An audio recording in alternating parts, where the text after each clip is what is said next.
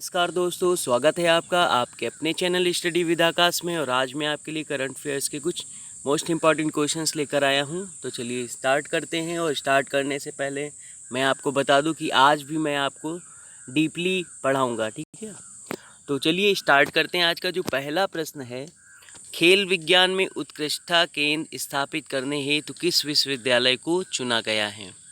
ठीक है, तो ये किसको चुना गया है? ये राजीव गांधी विश्वविद्यालय को चुना गया है। राजीव गांधी विश्वविद्यालय को RGU के नाम से भी जानते हैं, राजीव गांधी यूनिवर्सिटी के नाम से। ठीक है, मैं इसमें आपको थोड़ा सा बता देना चाहता हूँ कि राष्ट्रीय खेल विज्ञान और अनुसंधान केंद्र मतलब NCSSR के तहत खेल विज्ञान शिक्षा और अनुसंधान पर उत्कृष्टता केंद्र की स्थापना के लिए युवा मामलों और खेल मंत्रालय द्वारा राजीव गांधी विश्वविद्यालय का चयन किया गया। ठीक है, आपको इतना याद रखना है कि किस लिए चयन किया गया है इसका, तो मैंने आपको बता दिया है। तो आप इसको ध्यान में रखिएगा, ये इम्पॉर्टेंट है। और अभी हम लोगों ने हाल ही में एक क्वेश्चन पढ़ा था प्रीवियस वीडियो में, तो मैंने आपको बताया था कि राजीव गांधी जी की जो पुण्यतिथि है वो कब मनाई गई। वो 21 मई को बनाई गई थी। ठीक है, 21 मई को पुण्यतिथि मनाई गई थी और इस दिन एक योजना लागू की गई थी। तो आपको बताना है कौन सी योजना लागू की गई थी और किस राज्य में लागू की गई थी, अगर आप सीरियस जो है तैयारी कर रहे हैं एग्ज़ाम की। ठीक है, तो प्लीज़ कमेंट में ज़रूर लिख कर बताएं। और आपको अगर वीडियो अच्छा लगता है तो लाइक करते चलें और शेयर भी करते चलें। तो अब अगले क्वेश्चन को देख लेते हैं।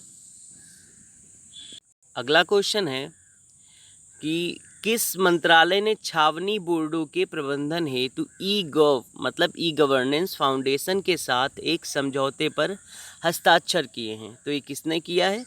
ये रक्षा मंत्रालय ने किया है। चलिए मैं इसके बारे में भी थोड़ा सा आपको बोल देता हूँ, तो आप ध्यान से सुनिएगा। महानिदेशक रक्षा संपदा मतलब DGDE, ठीक है, ने पहल के तहत देश भर के 62 छावनी बोर्डों को, कितने 62 छावनी बोर्डों को डिजिटल और ई गवर्नेंस सेवाएं प्रदान करने के लिए ई-गव मतलब ये EGOV फाउंडेशन के साथ समझौता किया है। ठीक है, आपको ये याद रखना है अच्छे से। और आपको पता है कि रक्षा मंत्री कौन है? राजनाथ सिंह जी हैं। ठीक है, आपको ये भी ध्यान में रखना है। चलिए अगले क्वेश्चन को देख लेते हैं। और अब जो आगे के क्वेश्चन स्टार्ट होंगे उसको हम लोग थोड़ा सा डीपली पढ़ेंगे। अगला जो क्वेश्चन है, तत्पर योजना किस राज्य द्वारा शुरू की गई है? ये तो किस राज्य द्वारा शुरू की गई है? ये झारखंड राज्य द्वारा शुरू किया गया है, तो आपको याद रखना है। और मैंने आपको जो है प्रीवियस वीडियो में झारखंड का CM और गवर्नर के बारे में आपको बताया है, तो आपको आज जो है कमेंट में बताना है। ठीक है, मैं फिर से बोल रहा हूँ, अगर आप सीरियसली पढ़ाई करते हैं तो वीडियो को पूरी देखें और लास्ट में कमेंट जरूर करें और जो भी मैं क्वेश्चन पूछूं। ठीक है, और चलिए अगले क्वेश्चन को देख लेते हैं। अगले क्वेश्चन को देखने से पहले मैं आपको इसमें थोड़ा सा बता दे चाहता हूँ कि क्यों शुरू की गई है तत्पर योजना।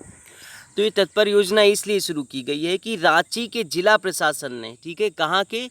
रांची के जिला प्रशासन ने प्रवासियों को थका देने वाली पैदल यात्रा को सुविधाजनक बनाने के लिए इस योजना की शुरुआत की है। ठीक, इस योजना के देखो प्रारंभिक चरण में क्या किया गया है, जो कुछ पैदल यात्री दिखाई पड़े तो उनको जो है बस की सहायता से उनके स्थान पर पहुंचा दिया गया जहां से वो संबंधित थे। ठीक है, पहली योजना के शुभारंभ में लगभग 150 लोगों की मदद की गई पहले दिन ही। चलिए अगले क्वेश्चन को देखते हैं। अगला क्वेश्चन है और मोस्ट इम्पॉर्टेंट क्वेश्चन है, जो भी PCS की तैयारी कर रहे हैं, ठीक है, उनके लिए मोस्ट इम्पॉर्टेंट क्वेश्चन है। कोविड-19 से प्रभावित बच्चों और परिवारों की मदद के लिए यूनिसेफ, ठीक है, ये डबल या लिख गया है, यूनिसेफ ने किसके साथ भागीदारी की है? तो ये एयरटेल अफ्रीका के साथ भागीदारी की है। ठीक है, आपको इतना याद रखना है। अब मैं इसके बारे में थोड़ा सा आपको बता दूं, एयरटेल अफ्रीका के बारे में, ठीक, और कितने देशों ने भागीदारी की है ये भी बता देते हैं। यूनिसेफ के बारे में भी जान लेते हैं। तो हमारे पास 3 पॉइंट बनते हैं, तो हम लोग सबके बारे में जानते हुए चलते हैं। चलिए पॉइंट को देख लेते हैं। फैक्ट्स हमारे पास क्या है? तो फैक्ट मैंने जो इसमें रखा है, तो आप देख सकते हैं कि इस साझेदारी से उप सहारा, ठीक है, उप सहारा अफ्रीका के निम्न 13 देश। 13 देश कौन से? ध्यान में रखिएगा कितने देशों को कवर कर रहा है, 13 देशों को। कौन कौन से? Zambia, Congo, Nigeria, Gabon, Kenya, Madagascar, Malawi, Niger, Rwanda, Tanzania, Congo और लोकतांत्रिक गणराज्य युगांडा और चाड। 13 देश आपके जो है इनको जो है कवर कर रहा है। देश के बच्चों और परिवारों को लाभ मिलेगा, आप इतना जानिएगा इस योजना में, ठीक है। अब थोड़ा सा और जान लेते हैं इसके आगे, चलिए देखते हैं। अब हम लोग बात करेंगे कि एयरटेल अफ्रीका के बारे में थोड़ा सा जान लेते हैं कि एयरटेल अफ्रीका के जो सीईओ हैं वो कौन है। सीईओ या हेड भी आप बोल सकते हैं। तो ये रघुनाथ वेंकटेश्वरलू मंडवा है, ठीक है। नेम थोड़ा सा टिपिकल है, आप रघुनाथ मंडवा भी याद रख सकते हैं।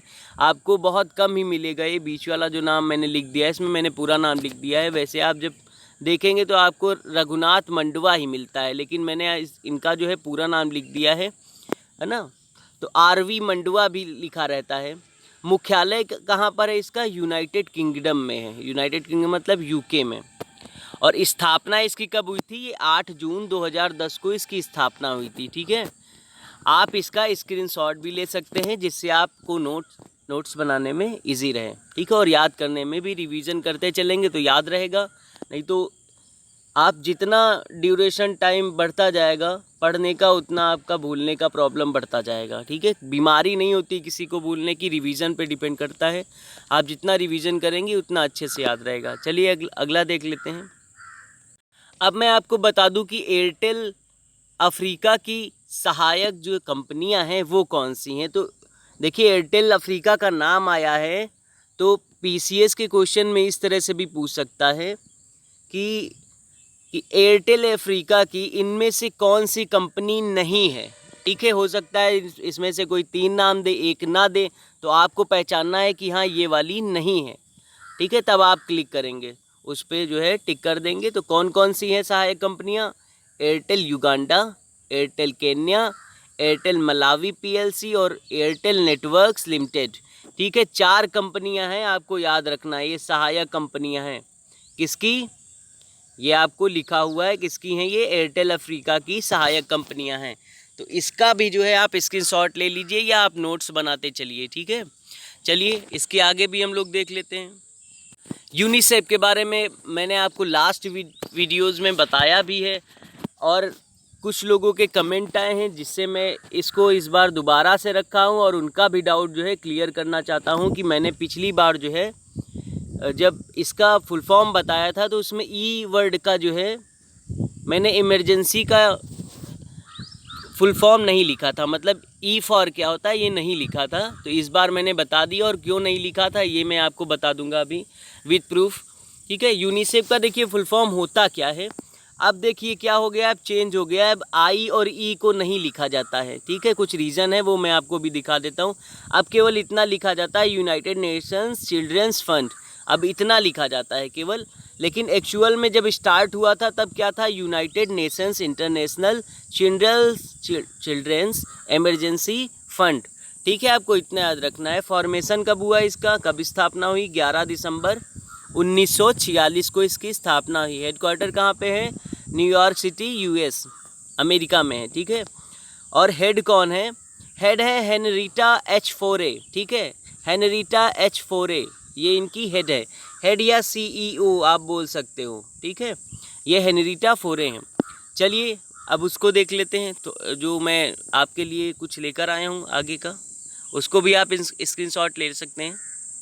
तो चलिए अब ध्यान से इसको पढ़ते हैं। मैं इसमें आपको बिल्कुल मैं खुद पढ़ के बताता हूँ। इसमें देखिए क्या लिखा है। प्रारंभ में जब 1946 में यूनिसेफ की स्थापना हुई थी तो यह संयुक्त राष्ट्र अंतर्राष्ट्रीय बाल आपातकालीन कोष के लिए जाना जाता था या खड़ा था। मतलब यूनिसेफ को जो है संयुक्त राष्ट्र अंतर्राष्ट्रीय बाल आपातकालीन कोष कहा जाता था। जो अभी हम लोगों ने फुल फॉर्म पढ़ा है, क्या फुल फॉर्म पढ़ा है? United Nations International Children's Emergency Fund. Emergency मतलब आपातकालीन, इंटरनेशनल मतलब अंतर्राष्ट्रीय। ये वर्ड याद रखिएगा, अंतर्राष्ट्रीय और आपातकालीन, इसमें हिंदी में है तो हो सकता है कंफ्यूज हो जाए। यूनिसेफ की स्थापना दूसरे विश्व युद्ध के अत्याचार से प्रभावित बच्चों के अधिकारों को बनाए रखने और उन्हें स्वास्थ्य, भोजन, सुरक्षा प्रदान करने के लिए की गई। देखिए इससे आपका जो है पीसीएस प्री का जो है फैक्ट्स जो है रेडी हो जाएगा। अब देखिए आगे क्या पढ़ते हैं। 1953 में यूनिसेफ संयुक्त राष्ट्र एक अलग विभाग के तहत एक स्थायी कार्यक्रम बन गया। ठीक, कब? 1953 में, 1953 में। 1953 में बदलते विश्व परिदृश्य के कारण अंतर्राष्ट्रीय और आपातकालीन शब्द, देखिए मैंने क्या बताया, इंटरनेशनल और इमरजेंसी शब्द मूल नाम से बाहर रह गए थे या कर दिए गए थे। ठीक है, क्या कर दिया गया? आई को बाहर कर दिया गया, आई मतलब इंटरनेशनल, और ई को बाहर कर दिया गया। ठीक है, लेकिन जो यूनिसेफ लिखते हैं हम लोग, यूनिसेफ, ये इसका जो एक्चुअल जो ये नेम था, इंग्लिश से इसको नहीं हटाया गया है, UNCF नहीं किया गया है, स्पेलिंग यही रहेगी। ठीक है, यूनिसेफ ही रहेगी, लेकिन हिंदी में जो है अंतर्राष्ट्रीय शब्द और आपातकालीन शब्द हटा दिया गया है। और अगर इसको हम लोग फुल फॉर्म लिखेंगे तब भी हम लोग आई का फुल फॉर्म, ई का फुल फॉर्म नहीं लिखते हैं। कब से? 1953 के बाद से। ठीक है, लेकिन अगर एग्ज़ाम में आता है यूनिसेफ का तो इंटरनेशनल और इमरजेंसी अगर दिया है तो बिल्कुल टिक करिए, अगर नहीं दिया है तो आप ये भी टिक कर सकते हैं जिसमें इंटरनेशनल और आपातकालीन शब्द का यूज़ नहीं किया गया है। ठीक है, तो आप कंफ्यूज नहीं होंगे, मैं विद एविडेंस आया हूँ। संयुक्त राष्ट्र हालांकि मूल संक्षिप्त और प्रतीकात्मक को बदलना नहीं चाहता था। देखिए मैंने आपको क्या बताया, यूनिसेफ की जो स्पेलिंग है वो नहीं बदलना चाहता था, इसलिए उन्होंने मूल परिचित यूनिसेफ को बनाए रखना जारी रखा। ठीक, 1953 में यूनिसेफ संयुक्त राष्ट्र बाल कोष, अब देखिए इसमें से अंतर्राष्ट्रीय और इमरजेंसी हट गया, अंतर्राष्ट्रीय और आपातकालीन शब्द को हटा दिया गया। यहाँ ऊपर देखिए आप पढ़िए, संयुक्त राष्ट्र अंतर्राष्ट्रीय बाल आपातकालीन कोष है, और यहाँ क्या है? संयुक्त राष्ट्र बाल कोष। बाल आपातकालीन हट गया, अंतर्राष्ट्रीय, संयुक्त राष्ट्र अंतर्राष्ट्रीय हट गया, बाल के बाद में आपातकालीन हट गया। अब कितना बचा? संयुक्त राष्ट्र बाल कोष बचा, के लिए खड़ा है, मतलब यह जाना जाता है इसका फुल फॉर्म। वर्तमान में यूनिसेफ 190 देशों और क्षेत्रों में बच्चों के अधिकारों की रक्षा के लिए काम करता है। कितने देशों के? 190 देशों की। ठीक है, ये आपको याद रखना है।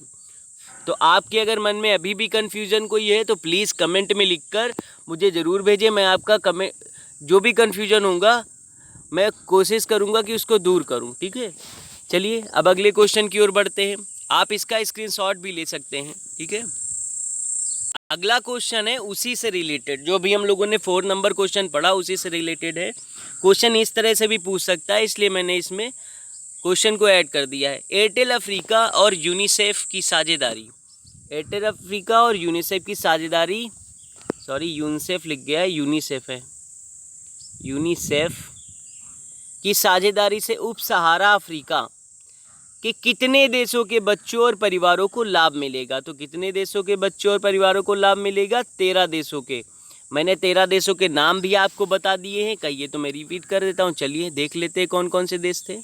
ये रहे आपके सामने देश, कौन कौन से देश हैं देखिए, मैं फिर से पढ़ देता हूँ। Zambia, Congo, Nigeria, Gabon, Kenya, Madagascar, Malawi, Niger, Rwanda, Tanzania, Congo, लोकतांत्रिक गणराज्य युगांडा और चाड देश।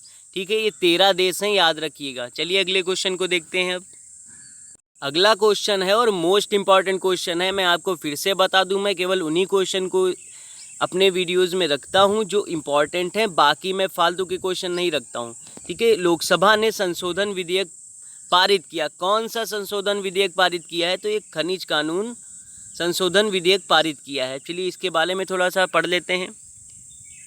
अब फैक्ट पढ़ते हैं, क्या फैक्ट दिया हुआ है आप ही देख लीजिए। खनिज कानून संशोधन विधेयक, लोकसभा ने खनिज कानून संशोधन विधेयक 2020 पारित किया, जिसका उद्देश्य कोयला खान विशेष प्रावधान, ठीक है, कोयला खान अधिनियम 2015 के साथ खान और खनिज अधिनियम 1957 में संशोधन करना है। ठीक है, इसका उद्देश्य आपको समझ में आ गया होगा। इसका आप स्क्रीनशॉट ले लीजिए, और आप अगर चाहते हैं कि मैं एक बार सारे संशोधन आपको जो है पढ़ा दूं तो आप प्लीज़ कमेंट में बताइए, मैं उस पर भी वीडियो बनाकर एक ज़रूर डालूंगा। चलिए अगले क्वेश्चन को देख लेते हैं। अगला क्वेश्चन है, इम्पॉर्टेंट क्वेश्चन है, भारत दुनिया में पीपीआई का सबसे बड़ा उत्पादक बन गया है। ठीक है, कौन से नंबर का उत्पादक बन गया है? तो ये सेकंड नंबर का बन गया है। दूसरे नंबर का सबसे ज़्यादा पीपीआई का उत्पादन करने वाला देश बन गया है। और पहले नंबर पे कौन सा देश है? पहले नंबर पे चीन है। तो चलिए देख लेते हैं इसका भी फैक्ट क्या दिया हुआ है।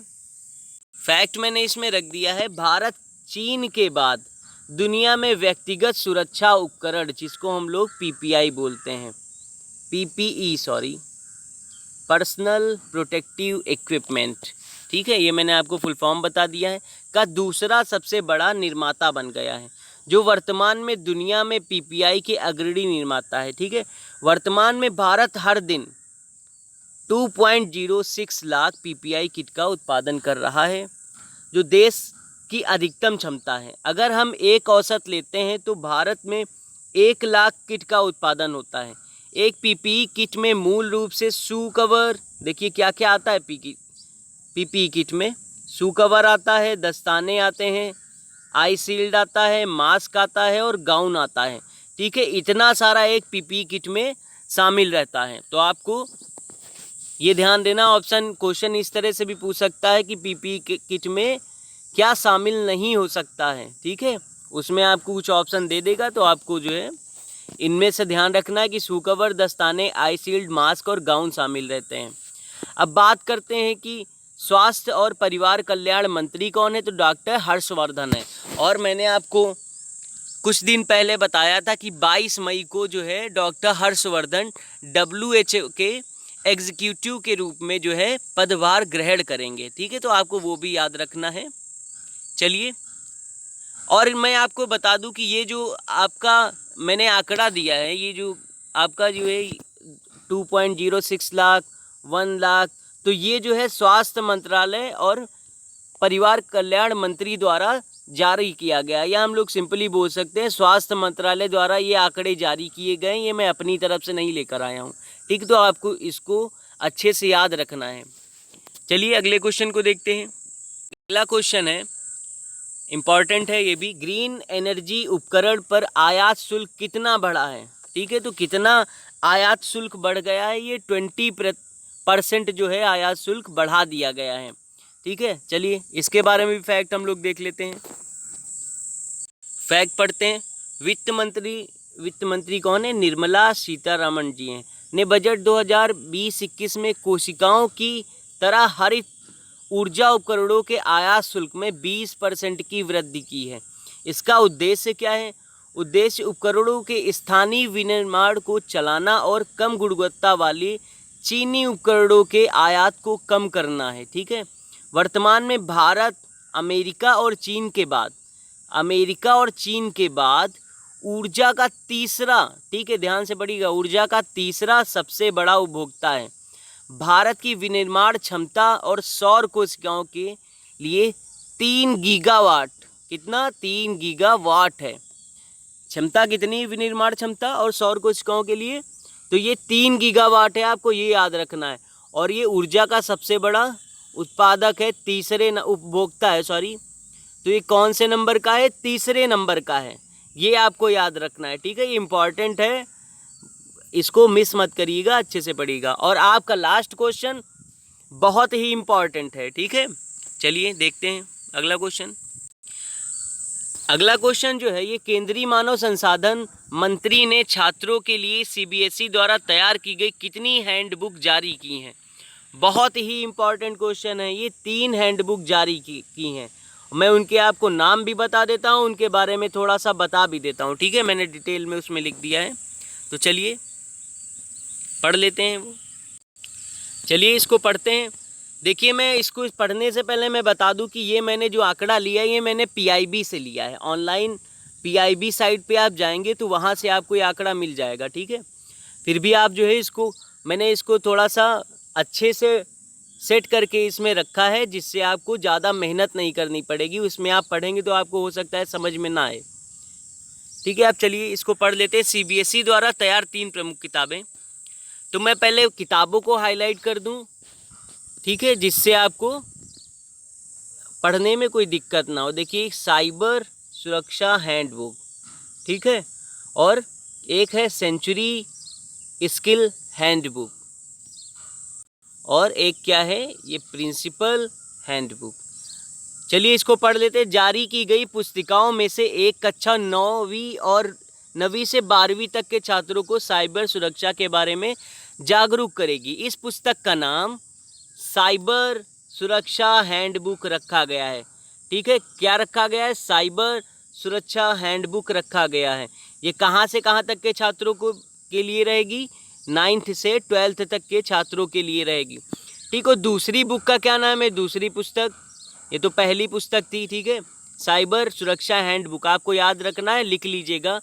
दूसरी पुस्तक का नाम है प्रिंसिपल हैंडबुक, ठीक। इसमें क्या है, नाम से जारी की गई, जिसके द्वारा वो स्कूलों के प्रधानाचार्यों को बोर्ड की प्रणालियों और अन्य उपयोगी जानकारियों के बारे में अवगत कराएगा, ठीक है। और तीसरी है, तीसरी पुस्तक देखिए क्या है, 21 सेंचुरी स्किल्स हैंडबुक के द्वारा CBSE सभी को 21वीं शताब्दी के कौशलों के बारे में अवगत एवं जागरूक करवाएगा और इनको अपने दैनिक जीवन में उपयोग करने के लिए प्रेरित करेगा। तो आपको इन तीनों पुस्तकों के नाम याद रखने हैं बस, और कुछ नहीं करना है, ठीक है। मोस्ट इम्पॉर्टेंट है, याद करके इनको जो है नोट्स बना लीजिएगा। और आप बात करते हैं कि किसने इनको जो है लॉन्च किया है, ठीक है। तो इसको किसने लॉन्च किया है? तो आप देख सकते हैं मानव संसाधन विकास मंत्री डॉक्टर रमेश पोखरियाल निशंक ने इसको लॉन्च किया है, ठीक है। Thank you. अगर आपको ये वीडियो अच्छा लगा हो तो प्लीज़ लाइक करिए, शेयर करिए, और अगर अभी तक आपने हमारे चैनल को सब्सक्राइब नहीं किया है तो प्लीज़ सब्सक्राइब कर लीजिए। प्लीज़ दोस्तों शेयर ज़रूर करिएगा और कमेंट भी ज़रूर किया करिए। Thank you.